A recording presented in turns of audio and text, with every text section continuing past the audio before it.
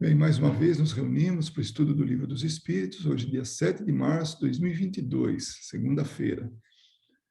Nós estamos na conclusão do Livro dos Espíritos, mais algumas poucas semanas, e nós vamos estar realmente concluindo esse livro tão importante no conhecimento da vida espiritual, e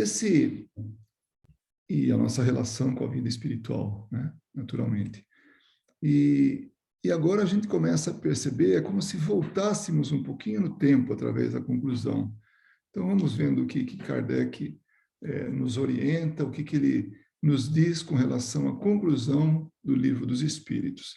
Então, ele inicia dizendo: aquele que conhece que do magnetismo terrestre apenas o brinquedo dos patinhos imantados que se movimentam numa bacia com água sob a ação do ímã, dificilmente poderá compreender que ali está o segredo do mecanismo do universo e dos movimentos dos planetas. Então, de um brinquedo tão simples, que são patinhos, né? Que vão se mexendo com o movimento do ímã, então acabam movimentando esses patinhos. Então, ele fazendo essa comparação, ele explicando que esse brinquedo tão ingênuo, tão singelo, possa estar ali o segredo de todo o mecanismo do universo e o movimento dos planetas. Olha que interessante, como se pode reproduzir, através de uma coisa tão pequena, uma coisa tão grande. Se não reproduzir, pelo menos entender o mecanismo, né? O mesmo acontece com quem conhece do Espiritismo somente o fenômeno das mesas girantes. Vê apenas um divertimento, um passatempo da sociedade e não compreende que esse fenômeno tão simples e comum, conhecido desde a antiguidade, né, e até mesmo dos povos semi-selvagens, possa ter alguma ligação com as questões da maior importância para a sociedade humana. Ou seja, da mesma forma que o brinquedo dos patinhos imantados, né, ele tem, assim, através dele, fazendo uma projeção, se vai até o mecanismo de algo tão grande que é o universo. Aliás, é a maior coisa que existe, materialmente falando, né? É o universo, que é infinito. Então, da mesma forma que ele faz essa comparação, ele fala do Espiritismo, quando ele veio, né, através das mesas girantes, né? Então, a grande maioria, quem via aquilo, era um passatempo, era uma brincadeira, um divertimento, algo assim para matar o tempo. Então, havia uma festa, ou em qualquer lugar aberto, e alguém falava: que tal se agora brincássemos da mesa girante, uma mesa que se movimenta? Vamos fazer a brincadeira da mesa. E as pessoas: legal, vamos. Não sabiam o que tinha por trás daquilo, mas faziam a brincadeira. Então, algo que era tão simples e comum, que é tão antigo, né, e não faz uma ligação com algo tão importante que vem a refletir na sociedade humana. E é interessante isso, porque vocês imaginem, esse livro foi o primeiro livro da codificação, depois disso vieram mais 4 livros que fizeram essa base do Espiritismo, né, o que alguns chamam de Pentateuco. Então, isso, imaginem, chegando esse livro, ele acabou de fazer, né, ele fez uma primeira edição, que era 500 perguntas e respostas, aí ele foi para 1000, ele dobrou praticamente, né, o número de respostas, de perguntas e respostas, com muito mais informações, muito mais completo. Então, naquele momento, estava nascendo a doutrina espírita. E ali ele já tinha com ele, que ele já deixou isso na conclusão dessa edição, o que poderia refletir aquela brincadeira tão simples, tão comum, tão corriqueira, que em qualquer lugar as pessoas faziam isso. É como as crianças ainda hoje fazem a brincadeira do copo, que por pura ignorância brincam com alguma coisa séria. nesse caso, a coisa era séria, né? Séria do ponto de vista, assim, do que podia refletir. Mas, naquele momento, foi liberado pela espiritualidade superior que muitos espíritos pudessem atuar sobre corpos inertes, mesas, cadeiras, coisa desse tipo, né? Material, objetos, né? Através de médiums, para mostrar um fenômeno que pudesse chamar atenção para algo tão importante. E a grande maioria não percebeu isso. Algumas poucas pessoas percebeu a seriedade, a importância, a profundidade que aquilo podia tomar. Uma delas foi Kardec, né? E foi a melhor expressão de alguém que pudesse realmente ver além de uma brincadeira. De fato, para o observador comum, que relação pode haver entre a simplicidade de uma mesa que se move e a moral e o futuro da humanidade? Porque é disso que nós estamos falando, do futuro da humanidade. Que outra doutrina, ou alguns se quiserem falar de religião, que outra doutrina, que outra religião fala da regeneração? Dá para contar nos dedos, se der para contar nos dedos. Então, a doutrina espírita fala disso. E quando ela fala em regeneração, ela fala de futuro da humanidade, que é o nosso futuro. Mas aquele que ponderar há de lembrar-se que da simples panela que ferve e ergue a tampa com a pressão do vapor, fato que também ocorre desde a antiguidade, saiu o poderoso motor com o qual o homem transpõe o espaço e supera as distâncias, que era a máquina a vapor. Então, o motor a vapor. Então, durante um tempo, era o meio de locomoção, os barcos a vapor, por exemplo, ou as locomotivas a vapor. E o fenômeno é simples. Ele pode ser descrito através de uma panela. A panela, com uma tampa, o vapor sai daquela água fervente e levanta a tampa. Então, essa força que levanta a tampa foi elaborada de maneira que construir o motor a vapor. Então, é a mesma coisa, de algo tão simples passa a ter uma importância tão grande, desde que se projete, que se progrida, né, para algo mais elaborado, algo com uma outra finalidade, utilizando, né, esse princípio. Pois bem, vocês não creem em nada fora do mundo material? Ou vocês que não creem em nada do mundo material, saibam que da mesa que se move e provoca os vossos sorrisos desdenhosos, sai uma ciência e a solução de problemas que nenhuma filosofia pudera ainda resolver.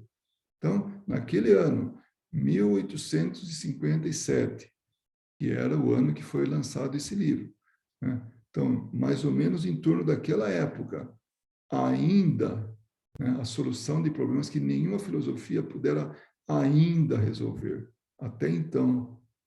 Então, ali já estavam, as respostas estão ali. O conhecimento que precisamos está ali. Então, essa é a importância do Livro dos Espíritos, e nessa conclusão, Kardec remonta ao princípio, às mesas girantes, e já começa a falar: ei, você incrédulo, perceba a realidade. Você está zombando, você está aí rindo, desdenhando, né, disso. E é disso que está saindo uma ciência que vai trazer a solução dos problemas, né, e que ainda ninguém conseguiu resolver. Ou até então não tinha resolvido. Aí ele fala: eu apelo, Kardec falando, para todos os adversários de boa-fé e os desafios, desafio vocês a dizer se procuraram estudar o que criticam, porque em boa lógica a crítica só tem valor quando o seu crítico conhece aquilo que critica. E é verdade, vocês já devem ter tido experiência disso. Eu posso dizer que eu já tive. As pessoas falarem do espiritismo de forma zombeteira, mas sem saber o que é. Ou críticas, ou tentar desmistificar, entre aspas, né? Tentar anular isso através de uma frase que leu na internet, uma definição tendenciosa ou errônea, né? Então, zombar de uma coisa que não se conhece, que não se pesquisou com o critério do observador consciencioso, não é criticar, é dar prova de leviandade e dar uma pobre ideia de sua capacidade de julgamento. É como a gente falar de uma pessoa, falar mal dela, sem conhecer essa pessoa. Ou porque alguém falou, ou porque a gente tirou uma conclusão sem nenhum embasamento. É a mesma coisa, é liviano. O problema é que isso, a gente está lendo, e isso é lógico para a gente. Mas a grande maioria que desconhece a doutrina e zomba dela, e faz dela motivo de chacota, né? Objeto de chacota, não leu isso que está aí. Então, às vezes, vem à mente da gente, o pior cego é aquele que não quer ver. E realmente, quantas verdades já aconteceram ao longo de toda a história da humanidade, e vamos pegar um em especial, um momento, que foi quando Jesus trouxe o evangelho dele, através das palavras e das ações, dos exemplos. Ninguém acreditou nele. Não que ninguém acreditou. Sim, alguns acreditaram, mas a grande maioria não acreditou nele. Por quê?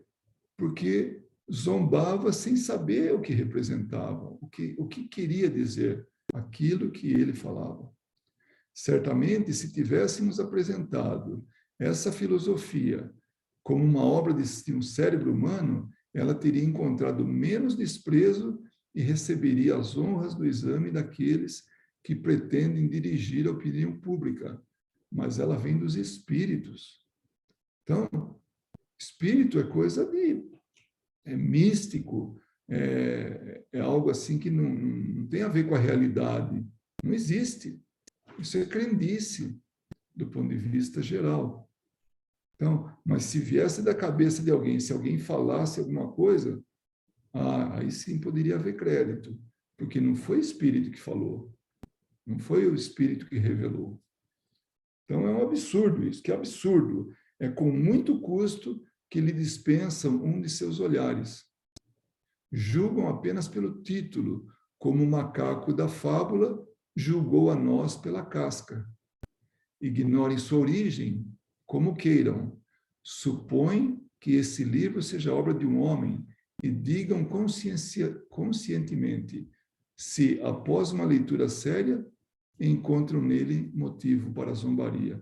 Então, Kardec está falando, por que você, ao invés de pensar em termos de espírito, pensa em pessoas, homens, trazendo esse conhecimento? Talvez não haja motivo para a zombaria. Sobre o macaco da fábula, que julga a nós pela casca, isso aí está na Revista Espírita, do ano de 1858, o mês de setembro. O título desse artigo é Propagação do Espiritismo. E aí, nesse artigo,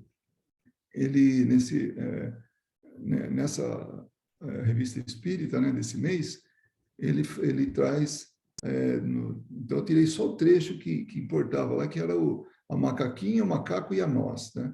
Então, o texto diz, isso nos traz à mente a espirituosa fábula, a macaquinha, o macaco e a nós. Como se sabe, a macaquinha, inexperiente, novinha, tal, colhe uma noz com a casca ainda verde e mete o dente, faz caretas e admira-se de que gostem de uma coisa tão amarga. Então, como é que pode gostar disso? Isso é amargo, isso é ruim.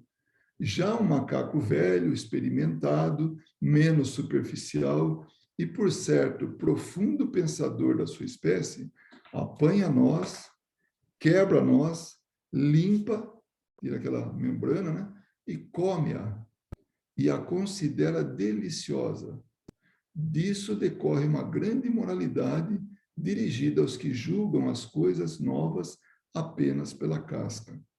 Então, muitas pessoas julgam as coisas pela aparência, pelo primeiro impacto, não vão mais profundamente.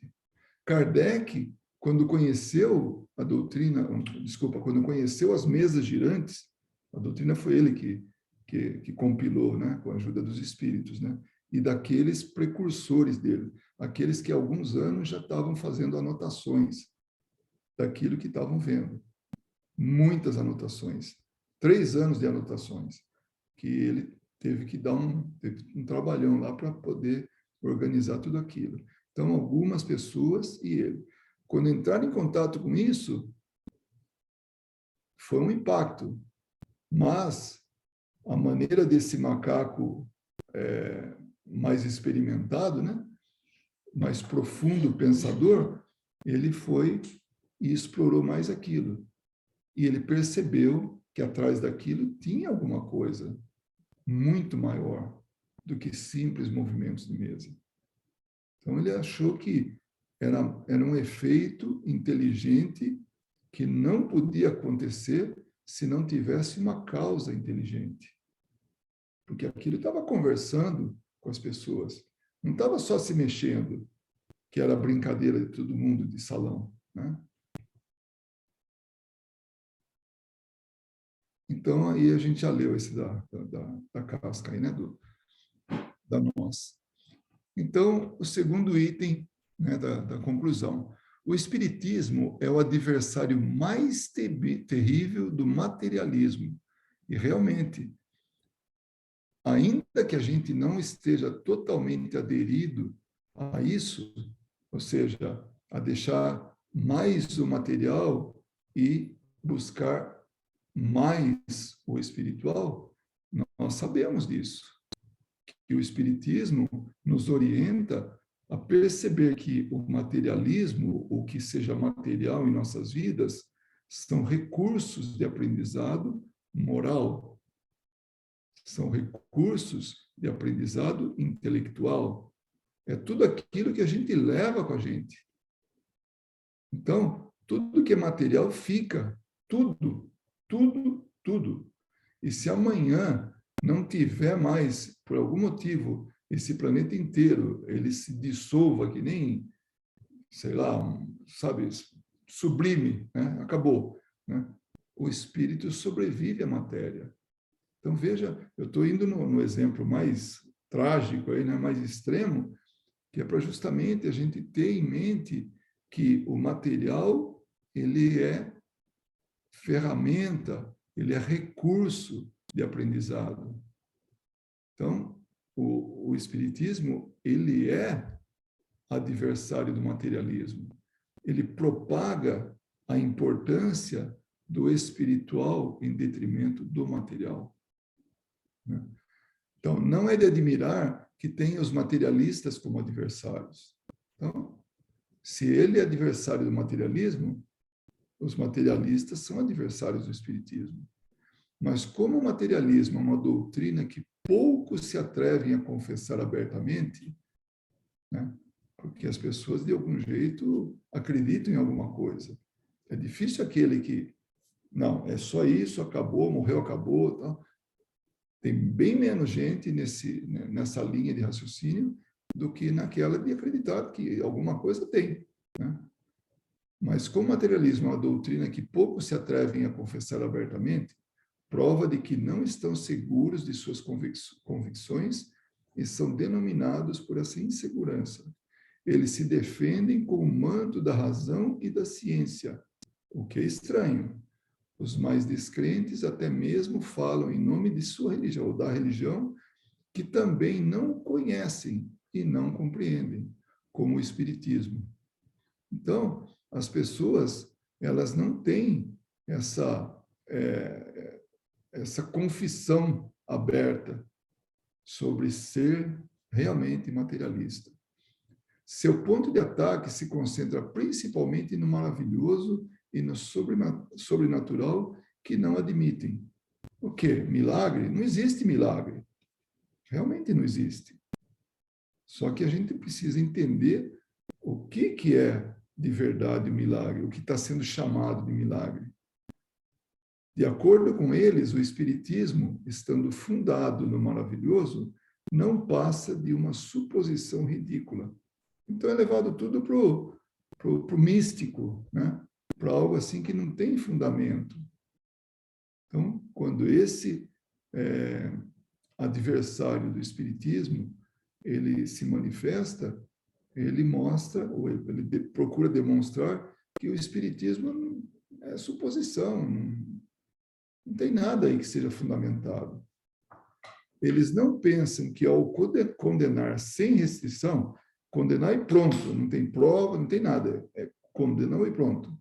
O processo do maravilhoso e do sobrenatural condenam a religião. Então, condena como um todo e não vai profundamente saber o que é aquilo. Então, vê a coisa acontecer, né? Eu acho que foi você, Ana Paula, que fez o comentário que assistiu uma médium famosa aqui nos Estados Unidos, né, fazer uma apresentação. E realmente aqui é bastante comum, tem pessoas bastante famosas, né, assim, em evidência, porque fazem isso, umas adivinhações e tudo. E aí as pessoas que veem aquilo julgam, mas porque a coisa é superficial. Então, não vem, se for estudar a fundo, né, sem dizer se o que fazem é verdadeiro ou não, se é realmente verdade aquilo que está sendo falado, tá? Não importa, mas o que acontece é que esse entendimento assim bastante superficial do que está acontecendo é o que vai formar a opinião dessas pessoas. Então, para que realmente haja uma opinião e haja assim, uma discussão séria, a pessoa tem que conhecer sobre aquilo muito mais profundamente, como nós estamos buscando conhecer. Por isso que nós estamos estudando aqui. Elas não pensam que, ao condenar sem restrição o processo do maravilhoso e do sobrenatural, condenam a religião como um todo. De fato, a religião está fundada na revelação e nos milagres. Portanto, o que é a revelação, senão comunicações extra-humanas? Então, a revelação é isso. Esse extra-humana é física, de encarnados, né? além dos encarnados, que não passam de espíritos, que são indivíduos que não se utilizam do corpo físico. Desde Moisés, isso é verdade. Aliás, Moisés condenou naquele momento, onde as pessoas estavam se utilizando erroneamente da mediunidade, então ele proibiu as adivinhações e tudo, naquele momento. Então, até hoje, muitas religiões, elas não admitem a mediunidade porque Moisés condenou. E ele condenou, ele proibiu, na verdade, não que ele condenou, ele proibiu, mas naquele momento, quando ele se ausentou, quando voltou, estava maior farra, né? Que pessoas, assim, tendo ganhos materiais, de prestígio e tudo, porque estavam se utilizando da mediunidade de forma equivocada. Então, desde Moisés, todos os autores sagrados falaram desse gênero de comunicações. O que são os milagres, se não fatos maravilhosos e sobrenaturais por excelência, uma vez que, no sentido litúrgico tem a ver com religião, culto público, né? Ritual, né? Eles são uma anulação das leis da natureza. Então, se a gente for entender, ele deixa de ser algo maravilhoso, sobrenatural, um milagre, e se a gente explicar, a gente vai ver que não tem nada disso, que é muito simples, é muito corriqueiro, e vem acontecendo há muito tempo. muito tempo. Quando a gente fala de Moisés, nós estamos falando de milênios antes de Cristo. Não tanto assim, mas 1000 e tantos, né? Mas são muitos séculos antes de Cristo.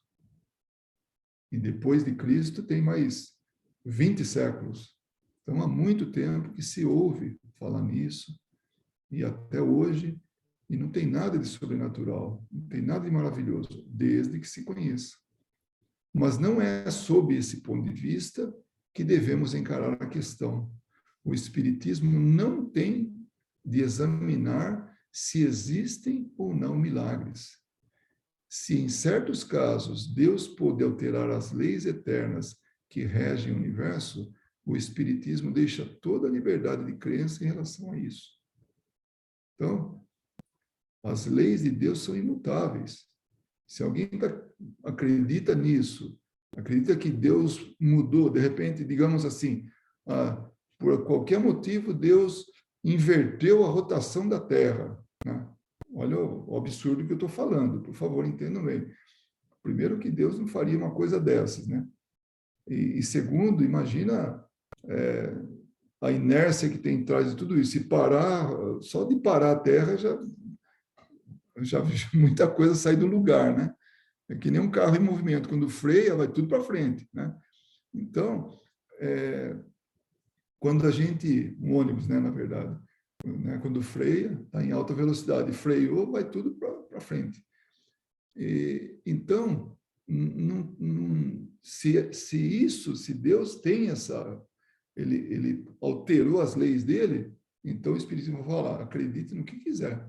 Vocês têm liberdade de acreditar no que quiser, porque é um absurdo, né? Diz e prova que os fenômenos em que se apoia nada tem de sobrenatural a não ser na aparência. Se um objeto se mexeu, aparentemente, é isso que ele está falando, na aparência, é sobrenatural. Mas se a gente for a fundo, perceber que leis estão regendo isso, não tem nada de sobrenatural. Isso é uma ciência que não está a descoberto. Então, o Espiritismo nos ensina que, peraí, tem sim alguém que está mexendo com isso. Alguém deu vida para esse material, temporariamente, para esse objeto. Esses fenômenos não parecem naturais aos olhos de certas pessoas, porque estão fora do comum e diferentes dos fatos conhecidos. A gente vê o mundo conforme aquilo que a gente sabe, com aquilo que a gente acredita, com aquilo que a gente vê. Então, toda a minha relação de compreensão das coisas, quando alguma coisa acontece, eu tenho toda uma conclusão baseada na minha experiência. Então, se alguma coisa sai fora dessa minha experiência, desse meu conhecimento, está acontecendo um milagre, está acontecendo alguma coisa extraordinária, está acontecendo alguma coisa sobrenatural. Mas se o meu conhecimento inclui que esse objeto que se mexeu é por vontade de um indivíduo além da matéria, que se utilizou de alguém que vive na matéria, que é um médium, né? E fez mexer, então para mim não tem nada sobrenatural. É totalmente explicável. É muito fácil de explicar. Agora, aqueles inimigos, aqueles que são incrédulos, né? Eles não aceitam isso. Então, eles veem por aquilo algo que não se justifica. Tem alguma coisa errada aí, ou é um milagre, ou, né, totalmente alheio ao que o homem faz, o que a ciência, enfim, está tudo está fora de lugar, né? Mas não são mais sobrenaturais do que todos os fenômenos dos quais a ciência nos dá hoje a solução e que pareciam maravilhosos antes, em outra época. Então, a ciência, ela explica hoje coisas que para a gente são simples hoje e que antes eram um milagre, né? Imaginem vocês ou imaginemos nós, quando a chuva não era explicada, quando os relâmpagos não eram explicados, os trovões. Então, o curso dos rios, por que o rio se movimenta? É simples diferença de nível. Então, a ciência vai explicando, a gente vai... Né? Por que o sol nasce todo dia naquele lugar? Por que ele vem? Ele não nasce. A Terra gira e aí dá de cara com o sol. Gira de novo, o sol desaparece. Gira de novo, dá de cara com o sol. Então, a ciência hoje nos explica coisas que eram, assim, inimagináveis, não dá para explicar. E eram fenômenos, e eram coisas até sobrenaturais, de alguma maneira. Todos os fenômenos espíritas, sem exceção, são consequências de leis gerais. Está encaixado na lei. Então, olha só, Kardec explicando na conclusão de um livro escrito há 160 e tantos anos atrás, né? Naquele momento ele fala, não tem nada de extraordinário, não tem exceção, tem leis por trás disso, e que a gente precisa entender essas leis. Entendendo essas leis fica muito fácil. Revelam-nos um dos poderes da natureza, poder desconhecido, ou melhor, incompreendido até aqui. Então, até aquele momento, ninguém sabia como funcionava. Era incompreendido, mas que a observação demonstra estar na ordem das coisas. Faz parte da natureza, faz parte das regras, das leis naturais. Mas não, assim, leis essas que a gente está vendo acontecer. Porque nossos sentidos, eles permitem o contato e a comunicação com esse mundo visível. Mas tem um mundo invisível também, que faz parte das leis gerais, né? O Espiritismo se fundamenta menos no maravilhoso e no sobrenatural do que a própria religião. Aqueles que o atacam sob esse aspecto é porque não o conhecem. E ainda que fossem os homens mais sábios, nós lhes diríamos, se a ciência que lhes ensinou tanta coisa não ensinou que o domínio da natureza é infinito, então vocês são apenas meio sábios. Não conhecem tudo. A sabedoria só vai dentro daquilo que é finito, aquilo que tem 3 dimensões. Mas o domínio da natureza é infinito. Então, a ciência está cada vez mais, porque quando ele escreveu isso, foi há pouco mais de 160 anos, ela tinha limitações de compreensão, de conhecimento. Hoje, a ciência está muito mais avançada. Então, está muito mais fácil de explicar as coisas. A gente deixou de ser, quando cientista, né, meio sábio, para ser, sei lá, 3/4 de sábio, né, 90% de sábio. Já estamos mais abrangendo um conhecimento maior e, portanto, apto a aceitar mais coisas. A parte número 3, né, que ele tem uma sequência ali. Conforme dizem, desejam curar o século dessa mania de credulidade que ameaça invadir o mundo. É como se fosse assim, essa superstição. Vamos curar os dias atuais, o século, no caso, dessa credulidade, desse misticismo, dessa coisa assim, de credulidade mesmo, né? Gostariam que o mundo fosse dominado pela incredulidade que procuram propagar? Então, o que é melhor? Não é que é o que é melhor, vamos tirar a credulidade e substituir pela incredulidade. Então, é realmente uma visão muito mais estreita. É como se a gente voltasse para a Idade Média, se fosse substituir a credulidade pela incredulidade. Então, porque na Idade Média se acreditava naquilo que era permitido, não pela ciência, mas pela igreja, porque a ciência naquela época estava subordinada à igreja. né?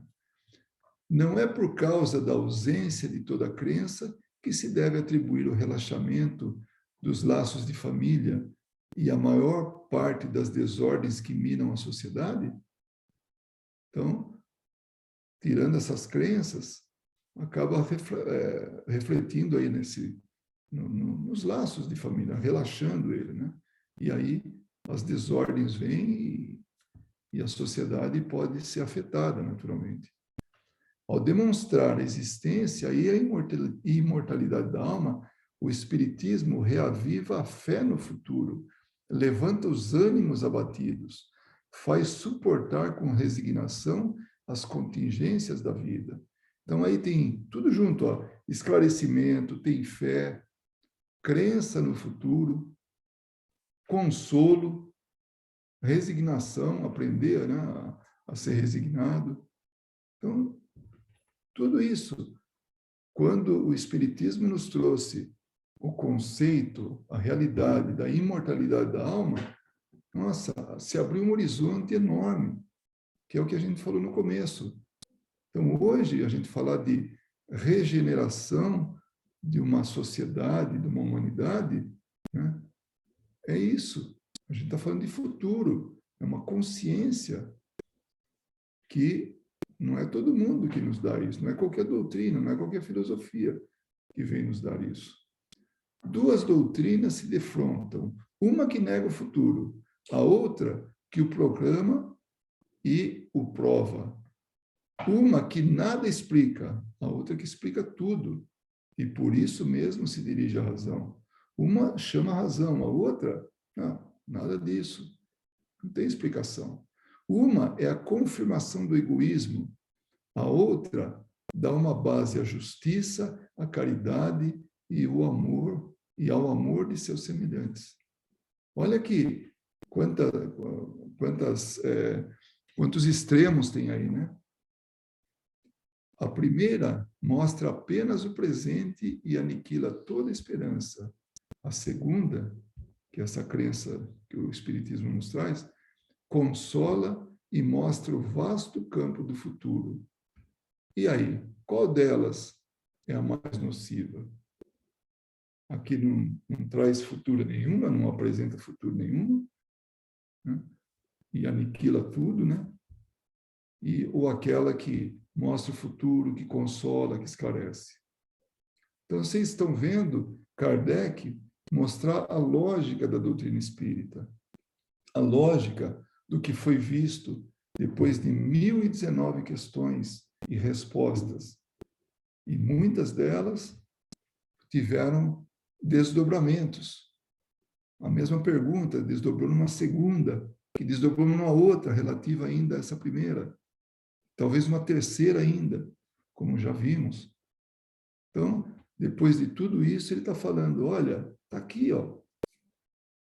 Será que não está na hora de você abrir seus olhos, você acordar, deixar a incredulidade de lado e mais profundamente para que possa entender isso e discutir de maneira coerente?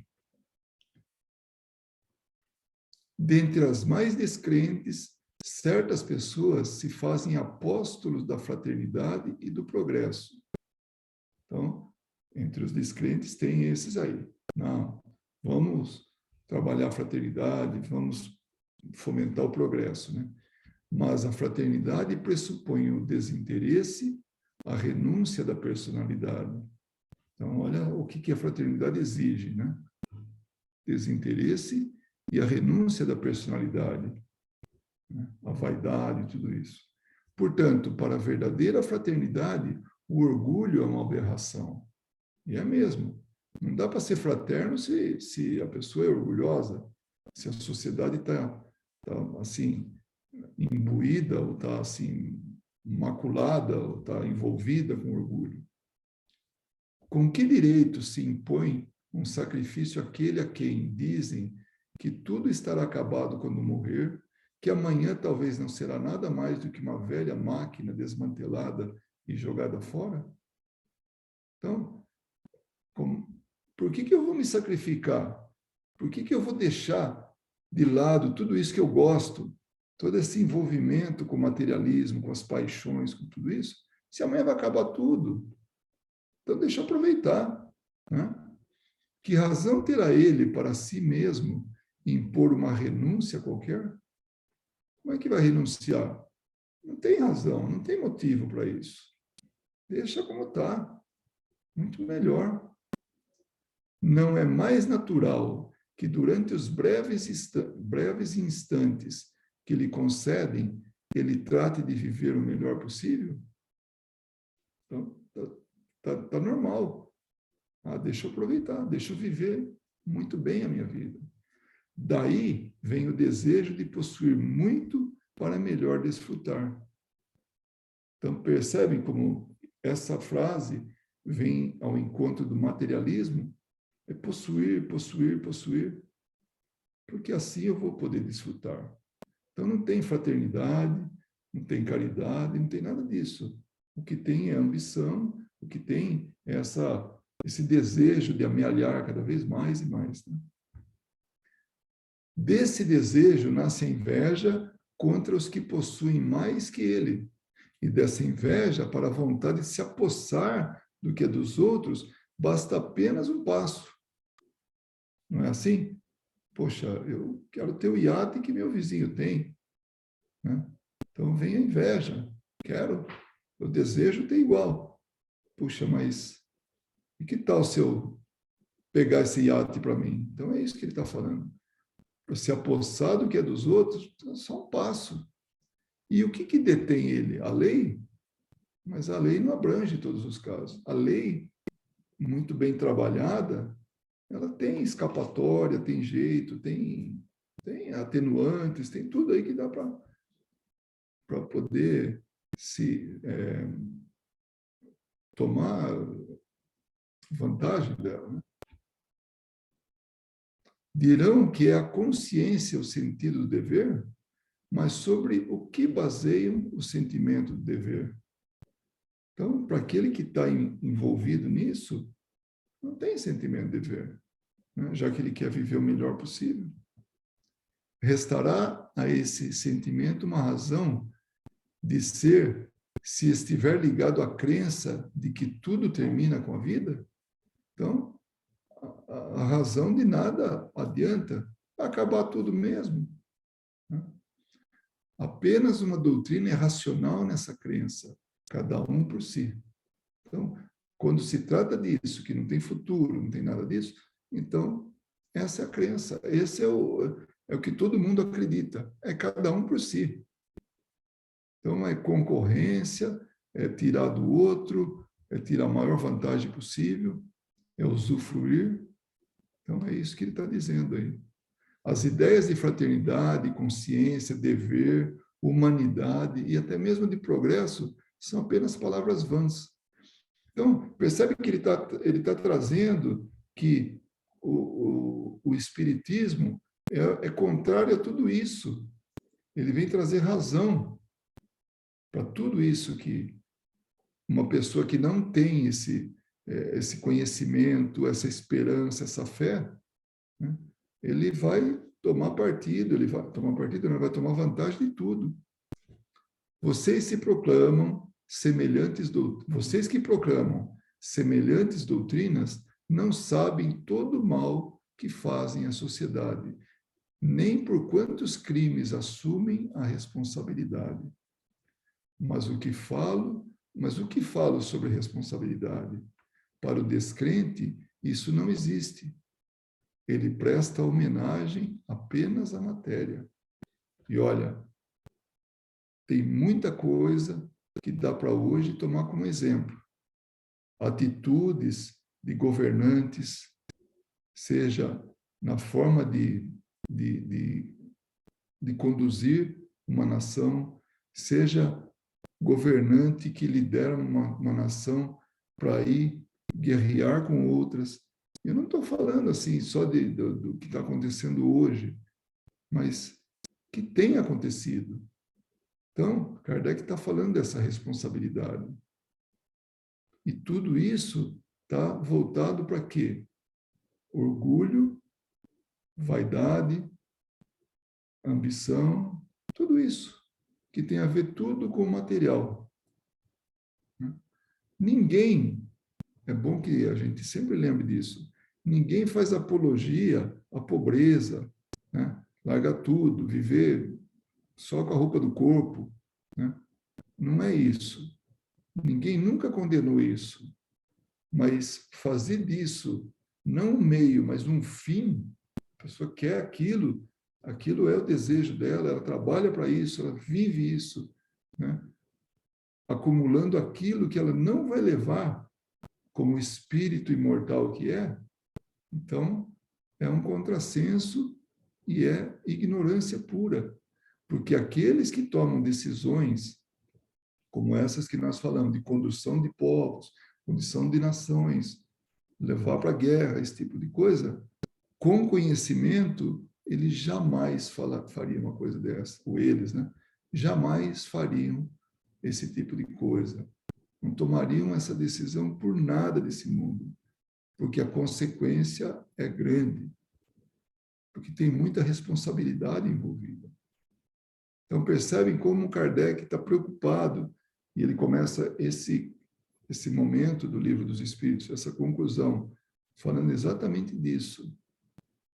O Espiritismo não é materialista, só que ele encontra oponentes, ele encontra inimigos, ele encontra incrédulos, tudo pelo caminho, o Espiritismo.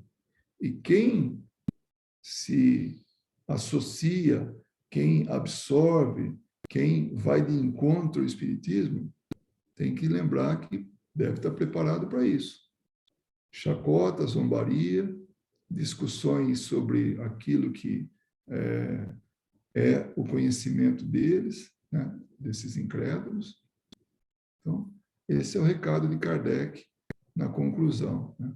O progresso da humanidade tem seu princípio na aplicação da lei de justiça, amor e caridade. Então, é só assim que a humanidade vai progredir. Mas espera aí, mas ela já progrediu muito sem nada disso.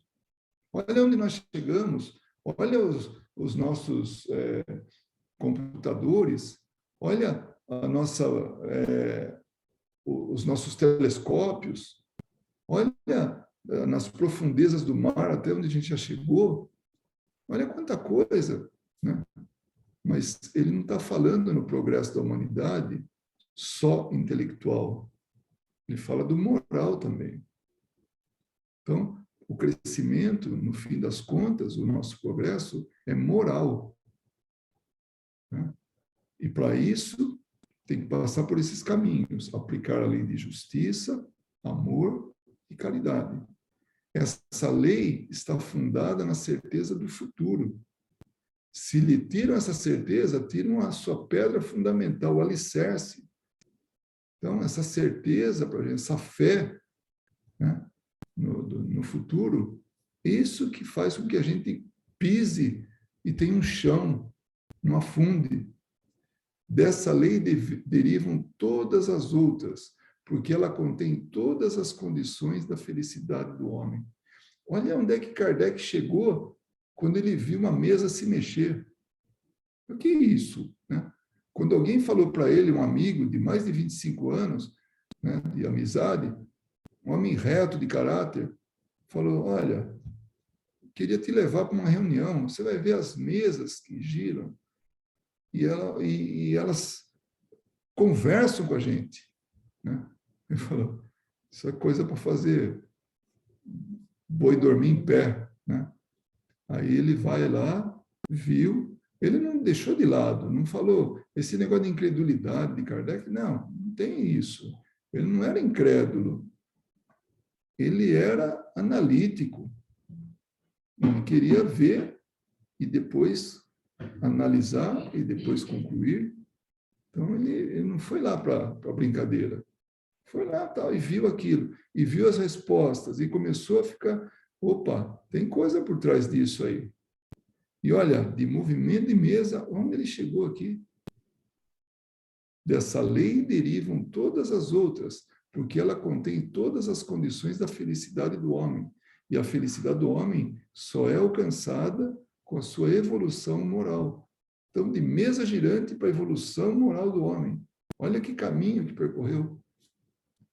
E que é aquilo que ele falou, da panela com a água fervente e a tampa balançando lá, era a força equivalente ao do motor, ou assim, o princípio, né, equivalente ao do motor de vapor. O patinho que se mexe com o ímã é o princípio universal de movimento dos planetas. Apenas ela pode curar a felicidade do homem. Apenas ela pode curar as chagas da sociedade. E o homem pode julgar comparando as idades e os povos, quanto a sua condição melhora, sua condição melhora à medida que essa lei é mais bem compreendida e praticada. Na verdade, é a lei que cura as chagas, né? Não a felicidade. A felicidade é a consequência. Então, é isso. A gente vai evoluindo, né? E vai compreendendo, e vai praticando. Note-se que sua aplicação parcial e incompleta produz um bem real, o que não acontecerá quando ela for a base de todas as suas instituições sociais. Isso é possível? Sim, porque ele já deu 10 passos, né? Se ele já deu 10 passos, pode dar 20 e assim por diante. Portanto, podemos julgar o futuro pelo passado. Que bonito, né? Ele fala, olha quanto a gente já progrediu. Será que a gente não vai progredir mais do que isso? Está muito lógico, está muito coerente. Todo esse percurso que nós estamos tendo. Ih, mas está demorando. Não importa. O que importa é que tem um ritmo lógico, uma cadência lógica, que tem sido assim desde o passado e indo para o futuro, em direção ao futuro. Já vimos pouco a pouco se extinguirem as antipatias de povo a povo. E já vimos mesmo. Vamos pegar um exemplo aí, da Segunda Guerra. O Japão e Estados Unidos já participaram, já foram antipáticos uns aos outros. Vejam hoje a colaboração que existe, a amizade, as trocas, né, comerciais. Então, vai acabando. As barreiras que os separam diminuem com a civilização. Eles se dão as mãos de um extremo a outro do mundo. Uma justiça maior regula as leis internacionais. As guerras tornam-se cada vez mais raras e não excluem os sentimentos humanitários. A uniformidade se estabelece nas relações, as discriminações de raças e de castas acabam, e os homens de crenças diferentes podem calar os preconceitos de seitas para se confundirem na adoração de um Deus único. Falamos dos povos que marcham à frente da civilização. Não estamos falando que esses ainda estão estagnados, estão lá brigando, sabe? Por causa de coisas pequenas, perto da importância das coisas grandes, como a vida, como a destruição, como até mesmo bens materiais, como prédios de escolas. Então, é uma disputa por coisa pequena, comparado com o que tem grande, né? E aí ele pede assim, dá uma olhada nas questões 789 e 793. Nós já vimos ela.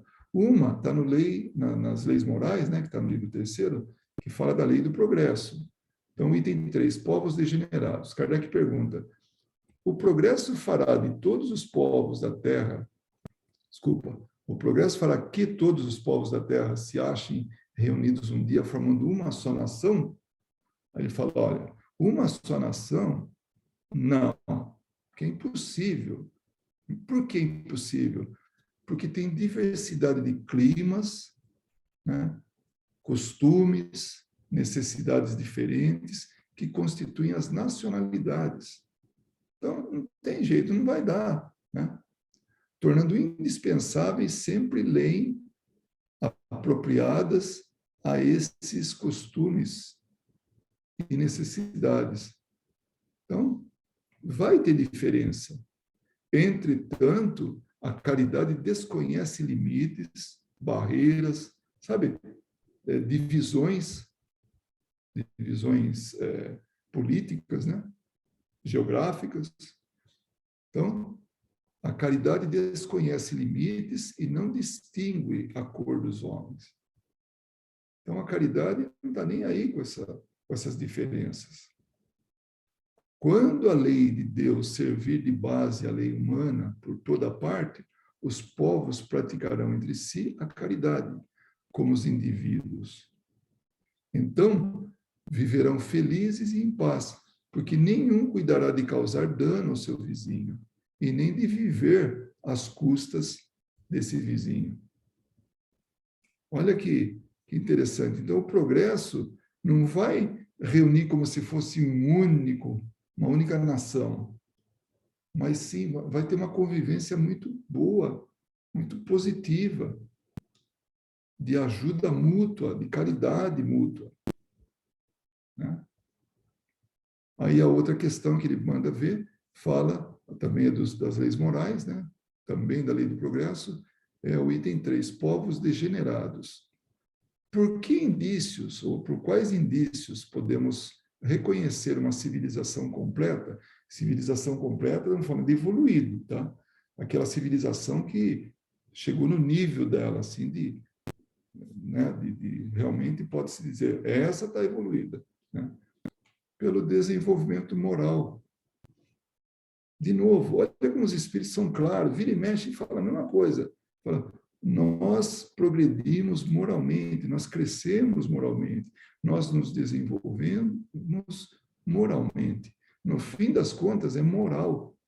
O resto vem tudo. Nossa, se vem.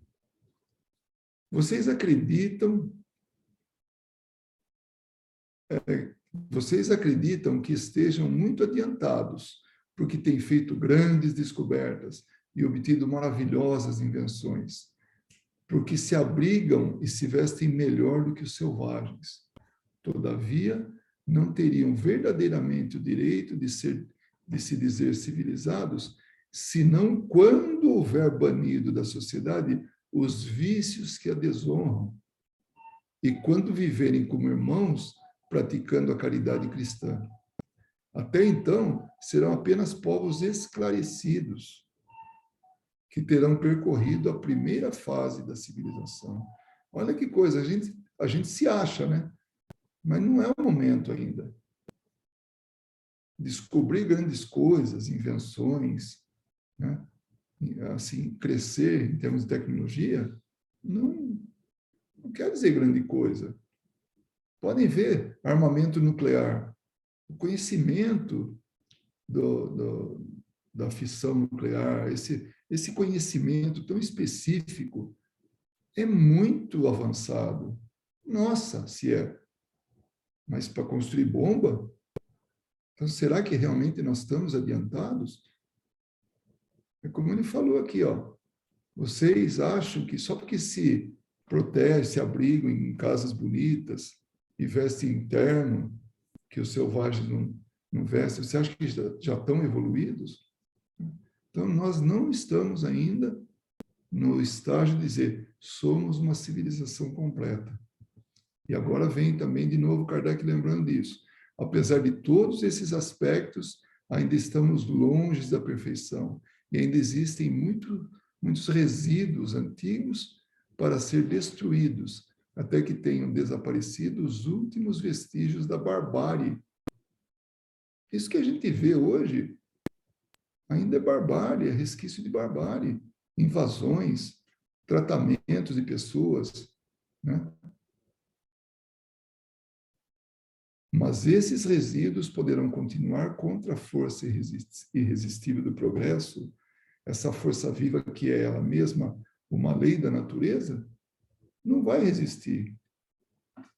Esses resíduos, como exemplo de vestígio de barbárie, vai acabar. Se a presente geração é mais avançada do que a passada, por que a seguinte não será mais avançada do que a nossa? Não tem lógica isso? Se já vemos a geração, né, atual melhor do que a anterior, será que a próxima não vai ser melhor do que a nossa? Ela sim será pela força das coisas. Inicialmente porque as gerações se extinguem dia a dia. Alguns campeões dos velhos abusos. E assim a sociedade se forma pouco a pouco de elementos novos que se libertam dos velhos preconceitos. Vamos lembrar de Moisés de novo. Moisés ficou lá na travessia do deserto, né? Permaneceu no deserto lá 40 anos. Olha que inteligência desse homem. Falou, depois de 40 anos, certamente tudo aquilo que não prestava vai morrer. E virão novos, nascerão novos nesse grupo, novos elementos, novos indivíduos, e nós vamos poder educá-los, melhorá-los. Então, nós aqui na Terra, usando essa analogia, não passamos daqueles que estão 40 anos no deserto. Então, cada vez que vem uma leva nova e a outra velha vai embora, vai melhorando. Então, tá tudo no lugar. Então, aqueles velhos preconceitos, vai para o túmulo. E aí vem os novos conceitos. Em segundo lugar, porque o homem, desejando o progresso, estuda os obstáculos e se aplica em removê-los. Então, todas as dificuldades vão sendo colocadas de lado. Uma vez que o movimento progressivo é evidente, o progresso futuro não pode ser posto em dúvida. Já está na cara que está acontecendo. Então, não vamos duvidar. O homem quer ser feliz e é natural esse desejo. Não é assim? No começo, podemos até usar o material como objeto, como alavanca da nossa felicidade. Eu lembro de um cunhado meu, concunhado, falando, ele pertencia a uma sociedade, né? Onde eles mostravam realmente eles assim praticavam essa atitude de se melhorar, de melhorar a sociedade, né? E ele falava assim, o homem tem que se locupletar de coisas materiais. Ele tem que realmente se saturar, porque a partir do momento que ele se encher daquele, que ele saturar, que já atender suas necessidades, ele vai começar a pensar no espiritual. Essa era a teoria deles. E não vejo que está tão errado assim. É a situação que a gente se encontra hoje. A gente vai se encher tanto do material e vai ver que aquilo não é o que traz a felicidade, então nós vamos mudar o foco. Então nós vamos progredir de outra maneira, né? Então, o homem quer ser feliz. É natural esse desejo. Portanto, ele procura o progresso apenas para aumentar sua felicidade, sem o que o progresso não teria sentido. Em nada o serviria se não melhorasse sua posição. Então, ele está progredindo, ele está se melhorando. Mas quando tiver desfrutado do máximo de todos os prazeres que o progresso intelectual pode proporcionar, perceberá que não tem a felicidade completa. Só o conhecimento e tudo isso não vai trazer a felicidade para ele. Ele vai ter que ir um pouco mais além.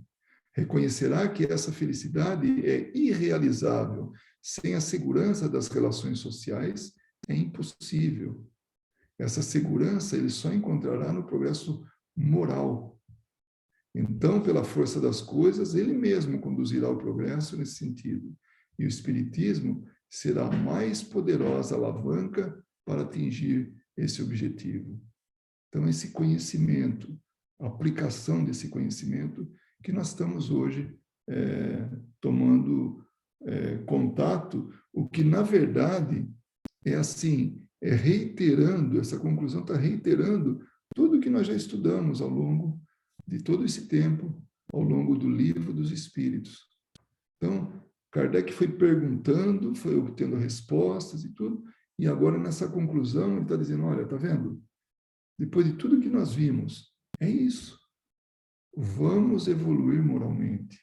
E somente assim a gente vai conseguir atingir o objetivo que a gente está buscando. Atingir a felicidade. Eu não sei para vocês, mas para mim é algo assim impressionantemente elevado, eu não sei nem a palavra, né? De ver que a importância da gente, do conhecimento, fazendo com que a gente cresça moralmente.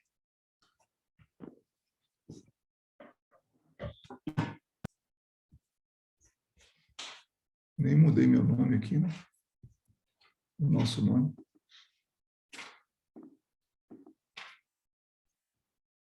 E aí, vamos para alguns comentários, algumas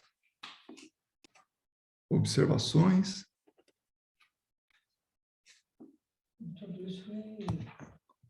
Algumas ponderações. Eu vou fazer um comentário meio generalista. Mas você estava falando sobre os programas de médium, né? E nos Estados Unidos, programas de televisão, né? Sim. E estreou essa semana no Netflix uma série de um rapaz que é famoso aí nos Estados Unidos, que ele fala, né, que ele é médium, né? Não consigo avaliar necessariamente, eu tento não fazer juízo de valor, porque a gente não sabe, partindo do princípio, né, que todos nós somos médiums, né? Então, a gente está suscetível. Tá tudo bem, ele é médium e pronto. Ele é médium, então. E a gente está sempre suscetível, né, a essas situações, né? Mas aí fica bem nítido, pelo menos para quem tiver curiosidade de assistir um episódio, fica bem nítido a diferença do trabalho dentro de um centro espírita e o que é um entretenimento da mediunidade, vamos dizer assim, né? Onde a mediunidade ela é usada de maneira curiosa, né? Para satisfazer anseios pessoais, né? Porque na maioria dos casos, acho que 100% dos casos, é para se comunicar com um parente que desencarnou, né? E a gente já sabe dentro do espiritismo que isso não é um telefone, né? Não é você simplesmente aciona o médium e aquele espírito vai fazer a comunicação. Até porque a gente não sabe, né, qual é o estado do desencarne, e às vezes esse espírito está fazendo alguma coisa de mais útil, né, do que ficar ali, né, falando coisas que são até meio abstratas, meio inocentes, né, não parece uma comunicação espiritual. Eu acho que engraçado, né, que você estava falando da forma como Kardec passou as coisas pelo crivo da razão, né? A gente sempre usa essa expressão, né? Mas eu acho que às vezes é importante dizer qual razão é essa, né? Que a gente passa, né? Tem que ter uma lógica, tem que ter principalmente um motivo, né? Porque eu ouvi essa semana, né? Um colega aqui de um centro espírita de Sorocaba, ele falou assim, o acaso e Deus não combinam, né? Porque eles são autoexcludentes. Então, ou se você acredita em Deus, então não existe o acaso, então tudo tem que ter uma razão. E quando você passa esse crivo da razão, não é isso, é você usar de lógica e falar assim, isso faz sentido dentro daquilo que eu estudei? Há necessidade desse espetáculo para você entender que existe mediunidade, né? Eu fiquei pensando nisso na hora que você comentou. Né? Qual é o intuito? Qual seria a razão por trás disso? E daí eu acho que fica mais simples de entender, né? Que às vezes ali o que está acontecendo é uma comunicação entre dois espíritos, sim, né? Entre o médium que está ali, né, falando e a pessoa que está ouvindo. Não necessariamente que tem um espírito no meio, Agora, né? você Encarnado. sabe, Ana Paula, você falando isso, me veio à lembrança o Alto de Barcelona, né? Então, Kardec mandou, não sei quantos, acredito que foram centenas de livros, do livro dos exemplares, né, do livro dos Espíritos, e foi para a Espanha, lá para Barcelona. E aí, a administração local, o clero, enfim, né, aqueles inimigos, né, do Espiritismo, que não sabiam do que se tratava aquilo, né, como a gente viu aí no estudo, né, na conclusão, né, de Kardec, meteram fogo, né? E aí, Kardec queria saber o que né, podia ser feito, né, para revidar aquilo, para se manifestar contra aquilo. Tá? Os espíritos falaram, deixa, você não faz ideia do quanto isso vai ter propaganda atrás disso, quanto vai propagar. A curiosidade ficou aguçada, e aí foi gente, né, mais pessoas buscar o livro dos Espíritos. E então, baseado nisso, assim, mesmo essas manifestações, que sejam negócios, que seja esse tipo de coisa, eu acredito que essas coisas acontecem e acabam divulgando mais ainda, ou pelo menos chamando a atenção, sabe, despertando curiosidade para a pessoa ir mais além. E aí deparam com alguém que conhece um pouquinho mais, aí discute, tenta explicar, enfim, e a coisa parte mais para um lado mais coerente, mais racional. Né? Então, tudo está concorrendo para isso. Eu procuro não julgar também, viu, Ana Paula? Procuro não, né, ficar na minha e tal, porque é opção da pessoa. Ela encontrou um meio, né, onde ela consegue obter lucro, prestígio, né, de sendo médium, entre aspas, né? Porque a mediunidade não é privilégio do espiritismo.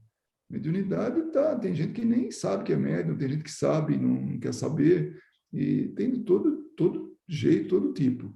Mas o fato é que ele está prestando serviço, ou ela está prestando serviço, essas pessoas estão prestando serviço, estão despertando para isso.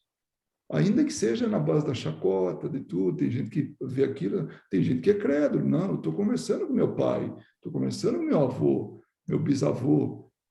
Vai ver por trás disso tem um espírito brincalhão aí, se fazendo passar, né? Mas... assim, tem aquela frase do Kardec, né, que ele fala na Gênesis, que de todo mal Deus tira um bem, né? Então, essa frase, e tem uma frase da Joana de Ângeles, ela vai dizer que tudo, isso, inclusive os nossos erros, concorrem para o nosso bem. Que não há nada na Terra, portanto não existe o acaso, né? Nada concorre para o mal. Então, a direção não se aponta para algo que não existe, né? A gente sabe que o mal não existe, o que existe é o bem. Então, o mal, ele é a ausência do bem. Então, não tem como ter uma direção que aponte para o mal. Então, toda direção de evolução, mesmo que ela seja meio conturbada, mesmo que, vamos supor não, né? O que a gente está vendo agora, né? Que tenham guerras, que o que seja que esteja acontecendo, são momentos necessários para a gente atingir um outro grau, né? É claro que não é pré-requisito, né? Não estou aqui falando que a gente tem que passar por tudo isso obrigatoriamente, é uma decisão nossa, né? Individual e coletiva. Mas tudo concorre para o bem, né? Então, se Deus de todo mal tira um bem e essas pessoas aparecem, eu tenho que concordar com você também, né? De que talvez para nós que já temos um certo conhecimento do espiritismo e a gente sabe o que significa mediunidade, o que eles estão fazendo vai ter consequências para eles, né? A gente sabe disso. Então, a gente, né, olha e fala, puxa, né, não precisava ir para esse caminho. Mas, é como você disse, de repente alguém assiste aquilo ali e fica curioso e vai tentar entender o que é isso. E quem sabe se não depara com o Livro dos Espíritos também, né? É isso que eu estava pensando. Hoje um buscador, você põe espírito lá, leva para muita coisa que pode levar a Kardec, exatamente. Você sabe que, poxa, você falou, vamos ver se eu lembro agora do que me veio assim, né? E acho que eu tenho que começar a anotar. Mas assim, como você falou, pode ser um bem até para ele, né? Na forma de arrependimento, de crescimento. Porque quando a gente retorna para o plano espiritual, a gente já não tem mais o corpo físico, que é um limitante da expansão ou da manifestação do nosso espírito. E aí a gente tem uma clareza maior de pensamento. E a gente saber que um dia enganou tantas pessoas, se for o caso, se utilizou de algo tão sério e tirou proveito e até prejudicou pessoas, né? Ainda que fosse fazer a pessoa querer ficar melhor, tal, porque o avô dela falou com ela, ou sei lá quem, né? Então, mas quando ele der por conta que aquilo que ele fez não foi correto, aí certamente ele retorna, se ele tiver essa possibilidade, e vai andar na linha direitinho, com certeza, porque grandes arrependimentos transformam as pessoas também. Nossa, e como? Então, tudo está concorrendo para o nosso progresso, está tudo indo, sabe? O único problema, sabe, é que é a velocidade. Quanto mais a gente tropeça, quanto mais se enreda, né, sabe, vai enroscando, mais demora. E se a demora individual, certamente que a demora coletiva também é grande, né? Então, mas que nós estamos fazendo, tá? Sim, do que você estava falando, veio uma coisa assim na minha mente, né? Como a gente tem, às vezes, uma noção muito errada do que são os débitos, do que é expiação, etc., né? Porque a gente olha isso como desde um atraso até um sofrimento incomensurável, né? Só que, muito pelo contrário, né? Se a gente olhar pelo prisma, né? Pela perspectiva da evolução do espírito, o débito é um grande aprendizado. Oh, Né? As expiações que nós temos, muitas vezes é a misericórdia divina agindo para que a gente não cometa erros que a gente possa vir a se arrepender no futuro. As provas são um aprendizado, né?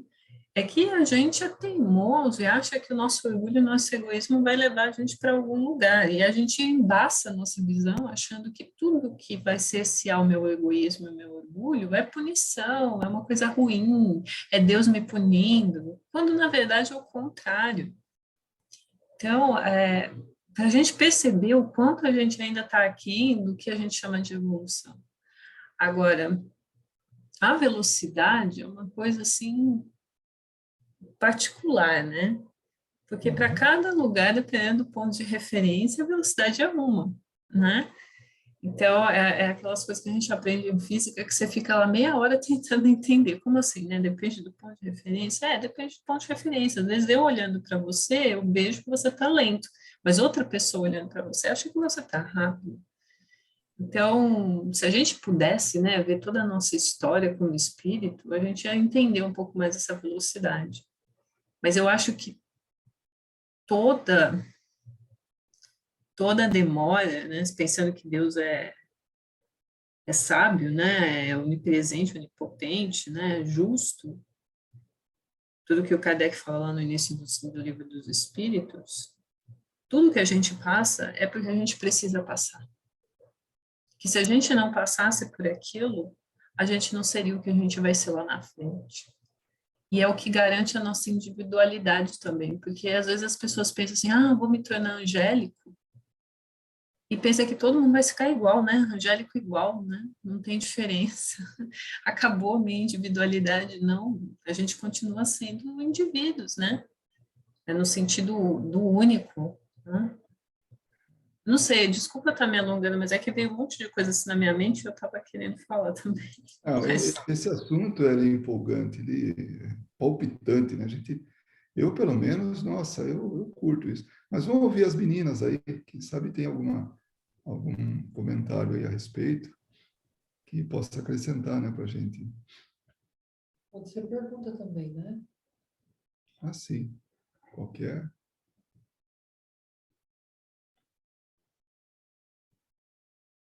Quem sabe a Alice tem alguma coisa para, né, acrescentar para a gente aí, porque Eu falei pergunta, não que a gente saiba ela não- responder, mas a gente vai ela tentar. faz tão pouco tempo que ela estava no plano espiritual, né? Então, Você não sabe mais que nós.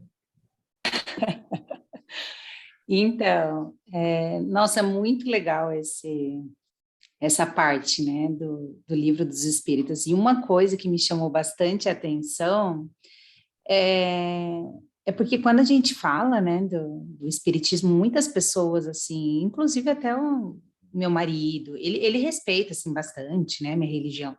Mas, assim, ele não acredita e eu vejo que é por falta de conhecimento mesmo, né? Mas a maioria das pessoas, eles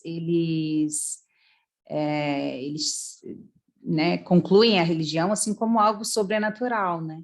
E aí aqui teve uma parte que eles falam que quando essas pessoas eles rejeitam também, né, algo maravilhoso e sobrenatural, eles estão rejeitando também as próprias bases de toda a religião, que acaba sendo, né, a base de toda a religião, né? Então, é realmente a falta de conhecimento dessas pessoas, que às vezes assim não querem enxergar. E o que a Ana Paula ali comentou, né?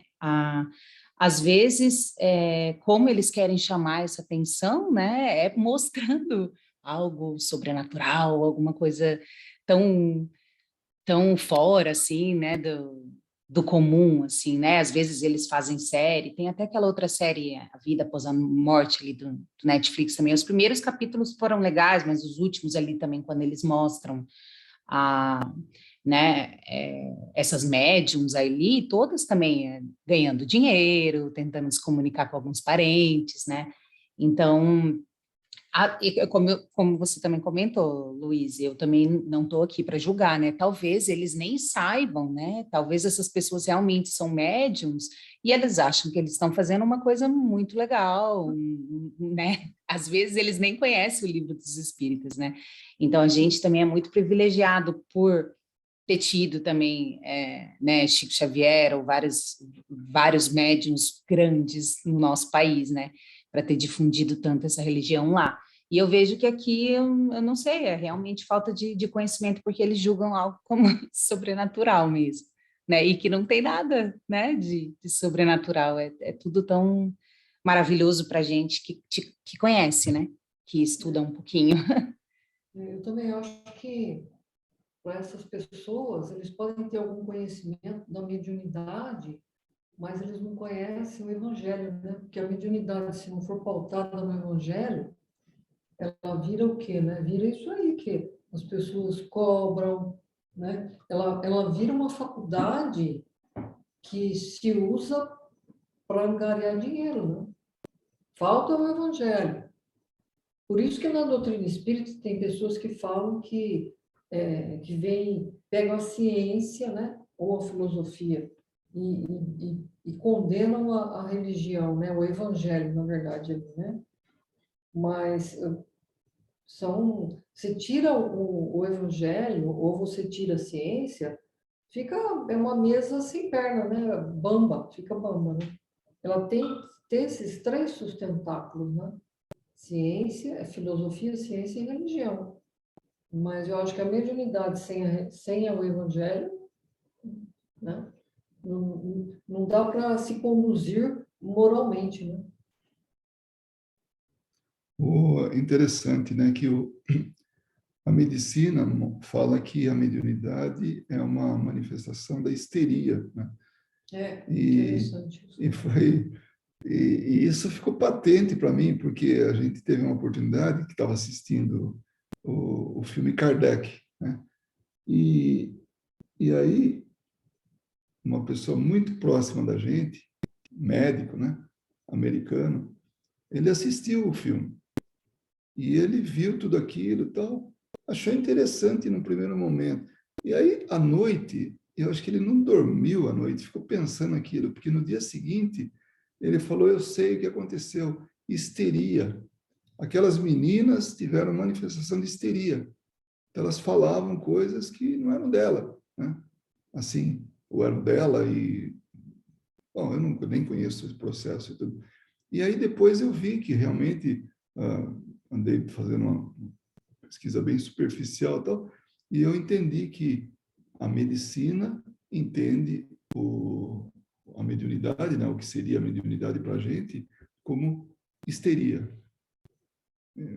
Foi bastante interessante isso. E então você está coberta de razão, Marina. Não tem problema nenhum, ninguém está errado. É falta de conhecimento. Como é que vai explicar o que não sabe? Então, explica de acordo com o que a pessoa conhece. Conhece as leis, como elas funcionam, né? As leis naturais, né? E age também de acordo, né? Conhece. E pronto. E, como você falou mesmo, é um privilégio a gente ter esse conhecimento.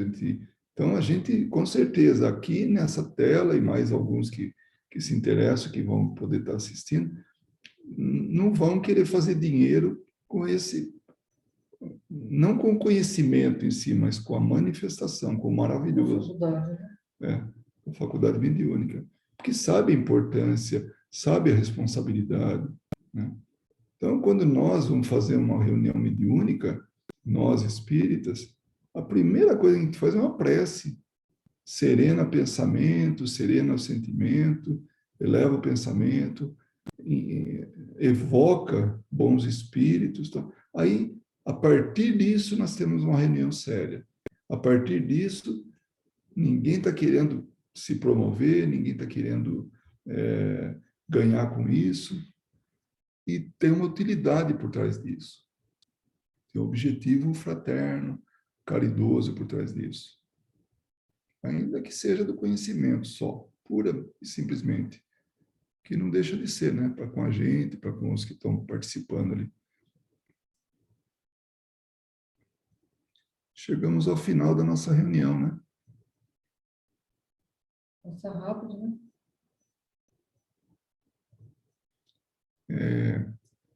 Se alguém que aceitar fazer a prece puder fazer, incluir, né? O nosso... Essa situação em que se encontra, né? Essa invasão, né? Um outro país, essa estranheza entre irmãos, né? Colocando fraternidade mesmo, ladeira abaixo. Então, realmente, se puder incluir, né? Essa vibração pela Rússia e Ucrânia, né? E por extensão todos os demais envolvidos, fique à vontade. Quem quiser fazer a prece final.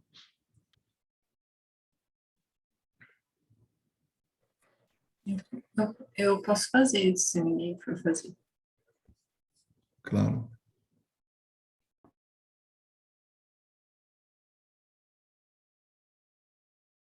Vamos elevar o nosso pensamento a Deus, nosso Pai, a Jesus, nosso Mestre, e a todos aqueles que nos acompanham hoje, nossos mentores, os mentores espirituais desse centro espírita, qual frequentamos, agradecendo a oportunidade de estarmos aqui reunidos para mais uma vez aprender os ensinamentos que nos ajudam nas nossas dificuldades, nas nossas decisões, na nossa batalha durante essa reencarnação que estamos vivendo. Que nós possamos levar esse conhecimento ao longo dessa semana que se inicia, principalmente nas nossas pequenas decisões no dia a dia, quando convivemos com os nossos pares, com aqueles nos nossos convívios íntimos, que nós saibamos ter a paciência, a tolerância e a compreensão de que todos nós estamos aprendendo. Pedimos também, Senhor, nesse momento em que nos reunimos, pelos nossos dirigentes de todos os países, em especial nesses países onde o conflito da guerra ainda predomina, que nesse momento a espiritualidade que os rodeia possa inspirá-los a lembrar daqueles mais frágeis, dos necessitados, daqueles que não podem se defender, que não entendem o conflito, que eles lembrem dessas pessoas, se abstenham dos seus desejos de poder, da sua ambição de controle, lembrando que o mais importante é o bem de todos.